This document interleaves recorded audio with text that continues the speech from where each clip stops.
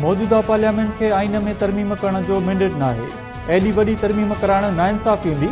मुल्क में ॿीहर इलेक्शन कराई वञे त जीअं अवाम जा हक़ीक़ी नुमाइंदा चूंडिजी अचनि। जजनि जो अंग ऐं मुलाज़मत जो मुद्दो वधाइण पुठियां सियासी मक़सद आहिनि। चयो आहे कि केरु हल्को न वठे।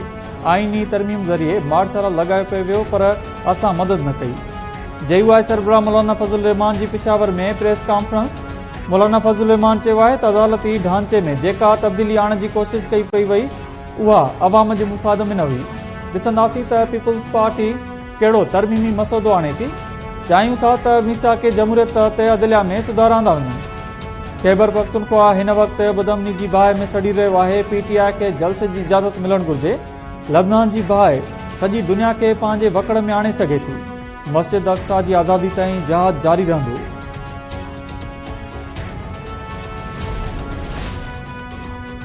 इस्लामाबाद पुलिस कलम 144 जी भञकड़ी करण ते अॻूणे सेनेटर मुश्ताक अहमद समेत 10 मुज़ाहिरीन खे गिरफ़्तार करे वरितो। मुश्ताक अहमद खे प्रेस क्लब ॿाहिरां एहतजाज दौरान गिरफ़्तार कयो वियो। गिरफ़्तार थियलनि में मुश्ताक अहमद जी घरवारी बि शामिल।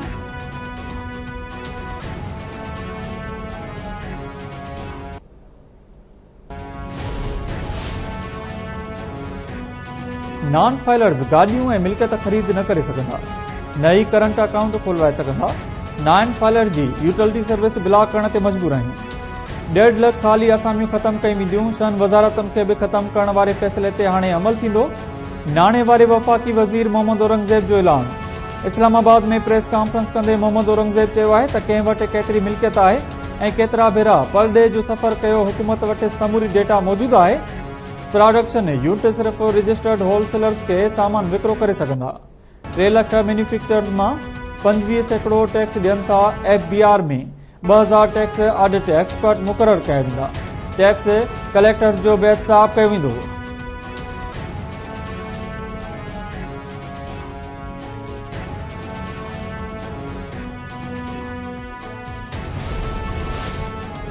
हिज़्बुल्लाह सरबराह शहीद हसन नसरुल्लाह जो मड़ बैरूत में तबाह थियल इमारत जे मलबे हेठां मिली वियो। अरब मीडिया जो चवणु आहे त शहीद हसन नसरुल्लाह जे जिस्म ते कंहिं बि वॾे ज़ख़्म जो निशान न आहे। ज़ाहिरी तौर लॻे थो त संदसि मौत धमाके जी शिदत सबबु थियो आहे। इसराइल जा लबनान ते हवाई हमला जारी। हिज़्बुल्लाह जी वधीक हिकु अॻुवाण समेत 33 ॼणा शहीद, 200 खां वधीक ज़ख़्मी। लबनान जे ॾखण वारनि इलाइक़नि मां 10 लख खां वधीक शहरनि जी लॾ पलाण।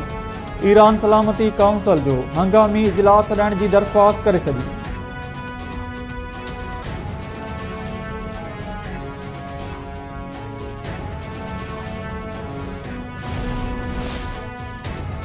हिज़्बुल्लाह सरबराह हसन नसरुल्लाह जी शहादत बाद लबनान में शकतान वारी सूरत-हाल।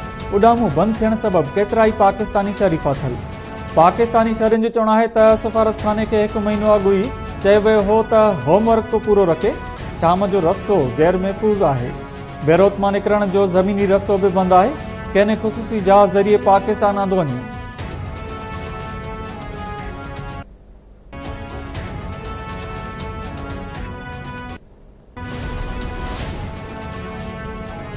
कराची में हसन नसरुल्लाह जी शहादत खिलाफ मज़हबी तंज़ीमुनि जी एहतिजाजी रैली। पुलिस मुज़ाहिरीन खे एमटी खान रोड ते रोके वरितो। चकरियूं मुज़ाहिरीन जो पुलिस मथां पथराव। पुलिस तरफ़ां ॻोढ़ा ॾींदड़ गैस जे इस्तेमाल पथरा में SHO मौजको ज़ख़्मी थी पियो। मचरियल मुज़ाहिरीन हिकु मोटरसाइकिल खे बि बाहि ॾेई छॾी। पथरा में सहाफ़ी बि ज़ख़्मी। गाॾियुनि जा शीशा भॼी पिया। पुलिस शेलिंग करे मचरियल मुज़ाहिरीन खे छेड़छाड़ करे छॾियो। रेंजर्स जी नफ़री मुक़ररु।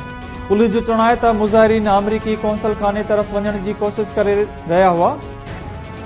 घरू वज़ीर ज़ियाल हसन नज्जार DIG ॾखण खां रिपोर्ट तलब करे वरिती।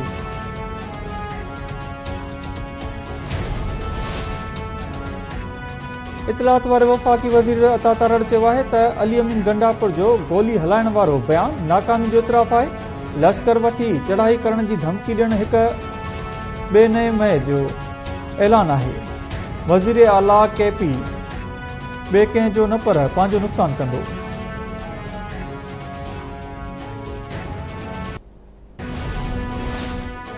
बलोचिस्तान जे इलाइक़े मूसा खेल में गैस कंपनी जे कैम्प ते हमिलो। 20 खां वधीक पुरियत अगवा। पुलिस जो चवणु आहे त हथियारबंदनि क़ौमी शरह ते कंपनी जी कैम्प मथां हमिलो कयो। 20 खां वधीक पुरियतनि खे अगवा कयो वियो। गुज़िरियल ॾींहुं पंजगोर में क़त्ल थियल कुरैतन जा लाश बि वारसनि हवाले। सदर आसिफ अली ज़रदारी ऐं वज़ीर आज़म शहबाज शरीफ पारां वाक़े जी मज़मत।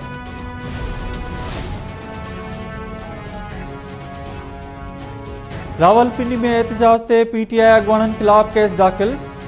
एफआईआर जे मतन में चयो वियो आहे त एहतजाज कंदड़नि पुलिस ते पथराव कयो, जवाबदारनि पारां भञ-ढाह बि कई वई।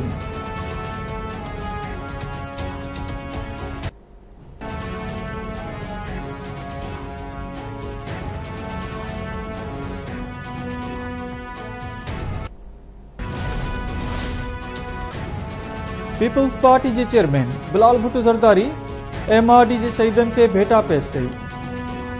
बिलाल भुट्टो ज़रदारी शहीद बेनज़ीराबाद जे ॻोठ पुनल चांडियो जे 16 शहीदनि जी वरसी जे मौक़े ते पंहिंजे जारी कयल पैगाम में चयो आहे त शहीदनि मुल्क खे आमिरत जी ज़ंजीर मां आज़ाद कराइण लाइ जानिन जा नज़राना ॾिना।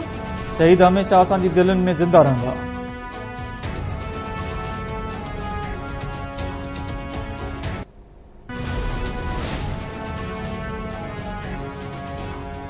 खैबर पख्तूनख्वा जे गवर्नर फैसल करीम फुंडी चयो आहे त इत्तेहादी हुकूमत में मसइला हूंदा रहंदा आहिनि। मुल्क में आईनी अदालत जो क़याम पीपल्स पार्टी जो विज़न आहे। खैबर पख्तूनख्वा में बदअमनी वधी वई आहे, पर वॾे वज़ीर अली अमीन गंडापुर खे का बि ॻणती न आहे। मुल्तान में मीडिया सां ॻाल्हाईंदे फैसल करीम फुंडी चयो आहे त केपी हुकूमत खे सिक्योरिटी लाइ 6 अरब रुपया मिलिया, पर पुलिस वटि वसीला न आहिनि। मौजूदा केपी हुकूमत सिर्फ़ करप्शन जे नारे ते हली रही आहे। अली अमीन गंडापुर जो सॉफ्टवेयर अपडेट थी वियो आहे।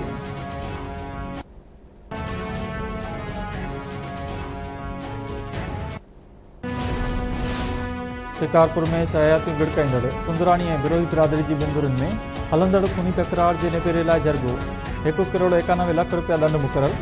अॻूणे सूबाई वज़ीर इम्तियाज़ शेख जे बंगले ते थियल जरगे में मीर अली हैदर बिरोही ऐं मीर राशिद खान सुंदराणी अमीनतुर शरीक थिया।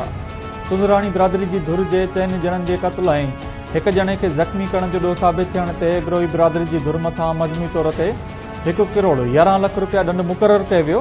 बिरोही बिरादरी जे चङे मुड़िस जे क़त्ल जो ॿीणो एवज़ो मुक़रर। चङे मुड़िस समेत 2 ॼणनि जे क़त्ल ऐं 1 ज़ख़्मी जो सुंदराणी धुर मथां 80 लख रुपया दंड मुक़रर। धुरियूं 6 महीननि में 2 क़िस्तनि में दंड जी रक़म अदा कंदियूं, फतवा जारी।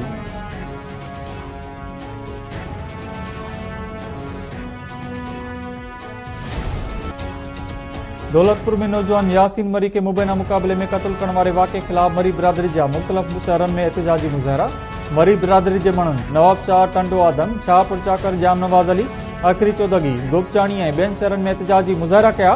एहतिजाज कंदड़नि जो चवणो हो त 2 महीना अॻु दौलतपुर पुलिस नौजवान यासीन मरी के कराची मां गिरफ़्तार करण बाद मुक़ाबलो ॼाणाए क़त्ल करे छॾियो। ज़िम्मेवारनि ख़िलाफ़ कानूनी कार्रवाई कई वञे।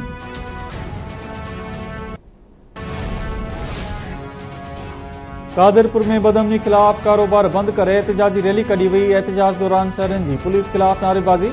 एहतिजाज कंदड़ शहरनि जो चवणो हो त पुलिस शहरी तोड़े भर पासे वारनि इलाइक़नि में अमन अमान जी सूरत हाल बहितर करण में मुकमिल तौर ते नाकाम थी चुकी आहे। अमन अमान बहाल करायो वञे।